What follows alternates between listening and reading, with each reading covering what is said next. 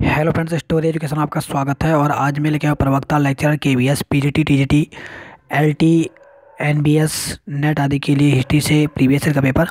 तो देखिए, ये हमारी पार्ट 30 सीरीज है। तो चलिए शुरू करते हैं। तो देखिए फ्रेंड्स, हमने इसके प्रीवियस पार्ट में यहाँ पे 50 तक क्वेश्चन हमने कंप्लीट कर लिए थे। ये हम 2003 का पेपर यहाँ पे सॉल्व कर रहे हैं। तो हमने यहाँ पे 50 तक क्वेश्चन अपनी प्रीवियस वीडियो में कंप्लीट कर लिया और अब हम करेंगे 51 से। तो चलिए शुरू करते हैं। तो 51 क्वेश्चन है यहाँ पे, दीवाने अमीरे कोही का संबंध किस क्षेत्र से था।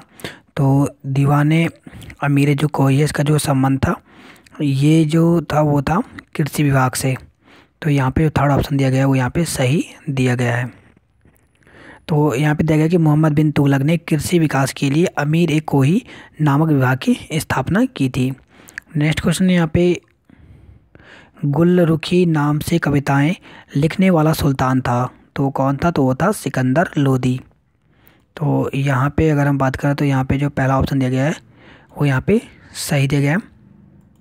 देखिए, बैलो लोदी के उत्तराधिकारी जो सिकंदर लोदी थे ने गुलरुखी उपनाम से फारसी में काव्य की रचना की। नेक्स्ट क्वेश्चन है यहाँ पे, दक्षिण में बहनवी राज्य का संस्थापक था। तो दक्षिण में बहनवी राज्य का संस्थापक कौन था? तो वो था अलाउद्दीन बहमन। तो यहाँ पे जो पहला ऑप्शन दिया गया है ये यहाँ पे सही दिया गया है। नेक्स्ट क्वेश्चन है यहाँ पर, सूची फर्स्ट को सूची सेकंड से मिलान करना। यहाँ पे राज्य दिया गया है और यहाँ पे राजवंश दिया गया है। तो यहाँ पे अगर हम बात करें तो यहाँ पे अलग अलग दिए गए हैं। तो यहाँ पे चलिए इसका जो देखते हैं हम सही सुसीमित। तो यहाँ पे है खानदेश। खानदेश जो है ये फारूकी वंश से संबंधित है। वहीं अगर हम बरार की बात करें तो ये इमाद शाही से संबंधित है। वहीं बीजापुर की बात करें तो ये आदिल शाही। गोलकुंडा की बात करें तो कुतुब शाही। और बीदर जो है ये बदिर शाही। तो इस प्रकार से ये जो दिया गया है ये यहाँ पर सही सुसीमित है। नेक्स्ट क्वेश्चन है यहाँ पर, नेक्स्ट क्वेश्चन यहाँ पे, मलिक अंबर किस राज्य का वजीर था। तो मलिक जो अंबर था ये अहमदनगर का वजीर था। देखिए, अहमदनगर की स्वतंत्रता के लिए संघर्ष का नायक मलिक अंबर अपनी योग्यता के बल पर अहमदनगर का वजीर बन गया। अब आगे बढ़ते हैं हम नेक्स्ट क्वेश्चन की ओर। नेक्स्ट यहाँ पे, सनक संप्रदाय के प्रमुख आचार्य माने जाते हैं। तो किसे माना जाता है? तो वो माना जाता है निम्बाकाचार्य को। किसे माना जाता है? निम्बाकाचार्य को। देखिए, दक्षिण के विद्वान जो थे आचार्य निम्बाकाचार्य का संप्रदाय सनक संप्रदाय के नाम से विख्यात है। और इन्होंने अपने जीवन का अधिकतम समय उत्तर में मथुरा के निकट वृंदावन में व्यतीत किया और राधा कृष्ण की भक्ति को लोकप्रिय बनाया। उन्हें द्वैतवादी दर्शन का व्याख्याता कहा जाता है। ये सुदर्शन चक्र के अवतार माने जाते हैं। तो ये भी इंपॉर्टेंट क्वेश्चन है यहाँ से। अब आगे बढ़ते हैं हम नेक्स्ट क्वेश्चन की ओर। नेक्स्ट यहाँ पे, वह वैष्णव संत जिन्होंने हिंदी भाषा में अपने उपदेश दिए। तो उनका नाम क्या था? उनका नाम था रामाचंद। तो रामाचंद थे जो इन्होंने हिंदी भाषा में अपने उपदेश दिए। नेक्स्ट यहाँ पे, भारत में सुहरावर्दी सिलसिले को लोकप्रिय बनाने वाले सूफी थे। तो कौन थे? तो वे थे शेख बहाउद्दीन। तो भारत में सुहरावर्दी सिलसिले को लोकप्रिय बनाने वाले पहले जो साधक शेख बहाउद्दीन जकरिया थे, जिन्होंने मुल्तान को अपना केंद्र बनाया था इन्होंने। तो इस प्रकार से अगर हम बात करें यहाँ पे तो जो फोर्थ ऑप्शन दिया गया है यहाँ पे सही दिया गया है। अब आगे बढ़ते हैं हम नेक्स्ट क्वेश्चन की ओर। नेक्स्ट यहाँ पे, तालीकोटा का युद्ध 1565 में विजयनगर के विरुद्ध दक्षिण की किस एक शक्ति ने भाग नहीं लिया। तो यहाँ पे नहीं पूछा गया। तो ये भी इंपॉर्टेंट है। यहाँ पे तालीकोटा का युद्ध भी कई बार पूछा था। तो जो तालीकोटा का जो युद्ध है ये 1565 ईस्वी में हुआ था। तो तालीकोटा के युद्ध में विजयनगर के अच्युत देव राय तथा राम राय के विरुद्ध दक्षिण की सल्तनतों ने एक संघ बनाया, परंतु गोलकुंडा और बरार के मध्य आपसी शत्रुता के कारण बरार ने युद्ध में भाग नहीं लिया था। तो आपको पता होना चाहिए कि इसने भाग नहीं लिया, तो वो है बरार। इसने यहाँ पे युद्ध में भाग नहीं लिया था। नेक्स्ट यहाँ पे, बाबर ने राणा सांगा को किस प्रसिद्ध युद्ध में पराजित किया। तो किस में पराजित किया था? तो वो क्या था? खानवा के युद्ध में। और जो खानवा का युद्ध हुआ था ये 17 मार्च 1527 ईस्वी को बाबर ने राणा सांगा को खानवा के युद्ध में पराजित किया था। तो ये किसके मध्य हुआ था? तो ये हुआ था बाबर और राणा सांगा के मध्य। नेक्स्ट क्वेश्चन यहाँ पे, ब्रह्मजीत गौड़ किस भारतीय शासक का सेनापति था। तो वो था यहाँ पे शेरशाह का। तो देखिए यहाँ पे दिया गया शेर शाह यद्यपि धर्मपरायण मुसलमान था, हिंदुओं को भी उसने राज्य के महत्वपूर्ण पदों पर नियुक्त किया। उसका सबसे योग्य सेनापति गौड़ था जो कई युद्धों में उसके साथ था। अब आगे बढ़ते हैं हम नेक्स्ट क्वेश्चन की ओर। नेक्स्ट यहाँ पे अकबर और राणा प्रताप के बीच प्रसिद्ध हल्दी घाटी का युद्ध किस वर्ष हुआ? तो किस वर्ष हुआ था? तो ये हुआ था 1576 ईस्वी में। तो यहाँ पे सेकंड जो ऑप्शन दिया गया है वो यहाँ पे सही हुआ था। और कैसे किसके मध्य हुआ? तो ये आपको याद रखना है कि हल्दी घाटी का युद्ध कई बार पूछा था। तो हल्दी घाटी का जो युद्ध हुआ था ये अकबर और राणा प्रताप के बीच हुआ था। नेक्स्ट यहाँ पे महान मुगल सम्राट अकबर के जीवन की अंतिम विजय थी। तो अंतिम विजय कौन कौन सी थी? तो वो थी असीरगढ़ की। देखिए 1601 ईस्वी में अकबर का जो अंतिम विजय था वो असीरगढ़ के किले को विजित करना था। कहा जाता है कि अकबर ने असीरगढ़ का किला सोने की कुंजियों से खोला था। तो ये भी आपको ध्यान रखना है और ये इंपॉर्टेंट क्वेश्चन है। अब हम आगे बढ़ते हैं नेक्स्ट क्वेश्चन की ओर। नेक्स्ट यहाँ पे मुगल काल में गृह विभाग का प्रधान अधिकारी होता था। तो कौन होता? तो वो होता खाने सामा। तो मुगल काल में जो खाने सामा होती है गृह विभाग का प्रधान अधिकारी होता था। इसका कार्य शाही जो होता है वो रसोई घर और राजमहल की अन्य आवश्यकताओं की व्यवस्था करना था। नेक्स्ट यहाँ पे खाने जहां लोदी का विद्रोह किस मुगल शासक के समय हुआ था? तो वो हुआ था शाहजहां के समय। तो यहाँ पे थर्ड ऑप्शन सही दिया गया।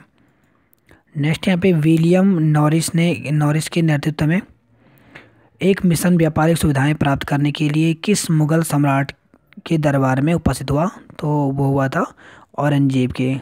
तो यहाँ पहला ऑप्शन सही दिया गया है। अब आगे बढ़ते हम नेक्स्ट क्वेश्चन की ओर। नेक्स्ट यहाँ पे ईस्ट इंडिया कंपनी को सुनहरा फरमान कब प्राप्त हुआ? तो ये हुआ था 1632 में।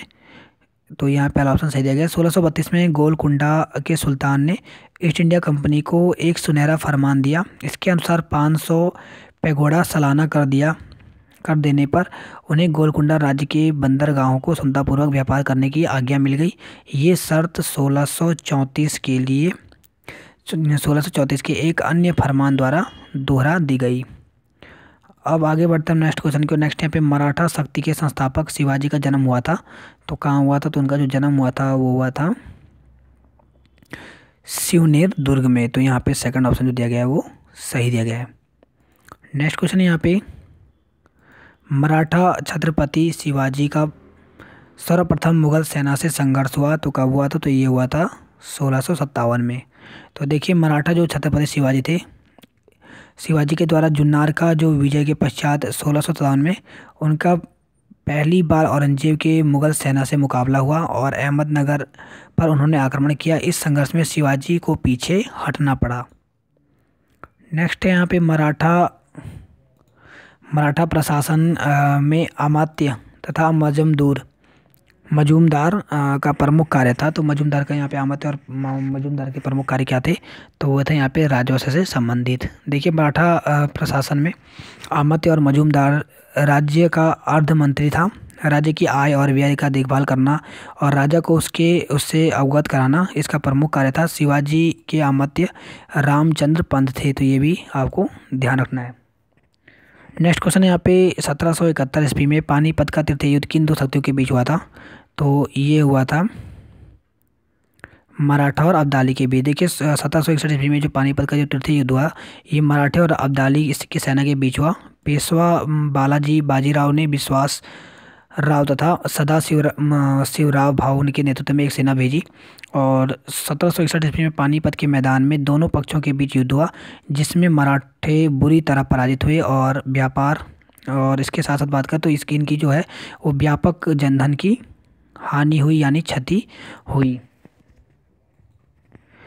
नेक्स्ट यहाँ पे बंगाल के ब्लैक होल की घटना 1756 किस नवाब के समय हुई? तो जो ब्लैक होल की घटना हुई थी ये नवाब सिराजुद्दौला के समय हुई थी।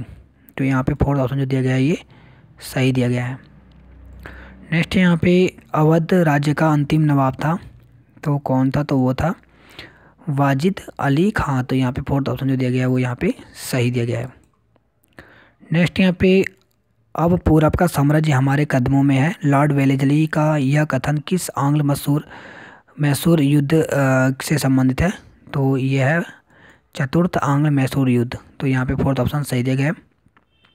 देखिए यहाँ पे दिया गया है, चतुर्थ आंग्ल मैसूर युद्ध की सफलता के पश्चात गवर्नर जनरल लॉर्ड वेलेस्ली ने दम भरे शब्दों में कहा कि अब पूरब का साम्राज्य हमारे कदमों में है। चतुर्थ युद्ध में टीपू सुल्तान अपनी राजधानी की रक्षा करता हुआ मारा गया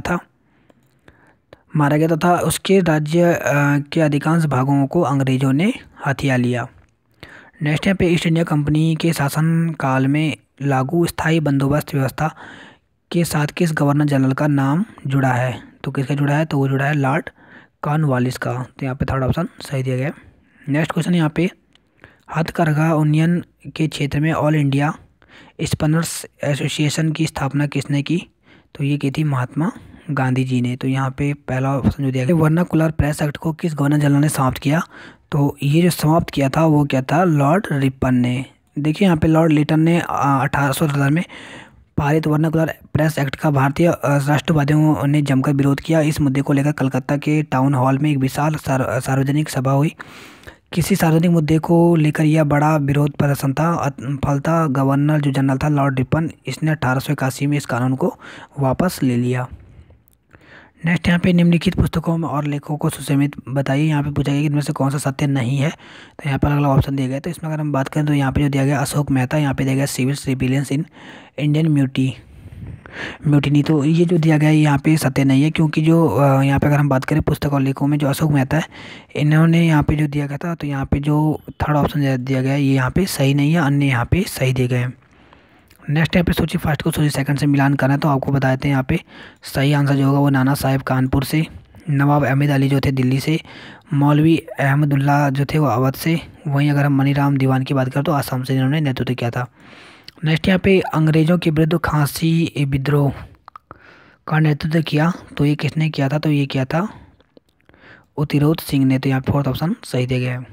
नेक्स्ट यहाँ पे किस चार्टर्ड एक्ट द्वारा कंपनी के व्यापारिक एकाधिकार को समाप्त किया गया? तो ये बहुत ही इंपॉर्टेंट क्वेश्चन है।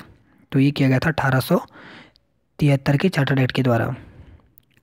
नेक्स्ट यहाँ पे रामकृष्ण मिशन की स्थापना करने वाले बुद्धिजीवी थे, तो वे कौन थे? तो वे थे स्वामी विवेकानंद। तो यहाँ पे सेकंड ऑप्शन जो दिया गया वो सही दिया गया है। और इन्होंने जो इसकी स्थापना की थी ये 1897 ईस्वी में कोलकाता में की थी। नेक्स्ट यहाँ पे स्वामी दयानंद सरस्वती ने आर्य समाज की स्थापना की, तो ये कहाँ पे की? तो ये की थी इन्होंने बम्बई में। तो यहाँ पे पहला ऑप्शन सही दिया गया है। नेक्स्ट यहाँ पे 1929 ईस्वी में शारदा अधिनियम के द्वारा लड़कियों की विवाह की आयु निर्धारित की गई, तो ये बहुत ही इंपॉर्टेंट क्वेश्चन है। तो ये की गई थी 14 वर्ष। देखिए यहाँ पे दिया गया कि इस अधिनियम के द्वारा लड़कियों की विवाह की जो न्यूनतम आयु दी गई थी 14 वर्ष तथा लड़कों की बात करें तो 18 वर्ष निर्धारित की गई। और नेक्स्ट है यहाँ पे बंगाल के मुस्लिम पुनर्जागरण के पिता कहे जाने वाले मुस्लिम विद्वान हैं, तो कौन है? तो वो हैं अब्दुल लतीफ़। तो यहाँ पे जो सेकंड ऑप्शन दिया गया है वो यहाँ पे सही दिया गया है। बंगाल के जो नवाब अब्दुल लतीफ़ खां को मुस्लिम पुनर्जागरण का पिता कहा जाता है। इन्होंने 1863 ईस्वी में कलकत्ता में मोहम्मडन लिटरेरी सोसाइटी की स्थापना की थी। तो देखिए दोस्तों, इस प्रकार से आज हमने यहाँ पे 2003 के कुछ इंपॉर्टेंट क्वेश्चन सॉल्व किए। आपको हमारी वीडियो कैसी लगी इसके लिए प्लीज़ लाइक कीजिए, कमेंट कीजिए और शेयर कीजिए।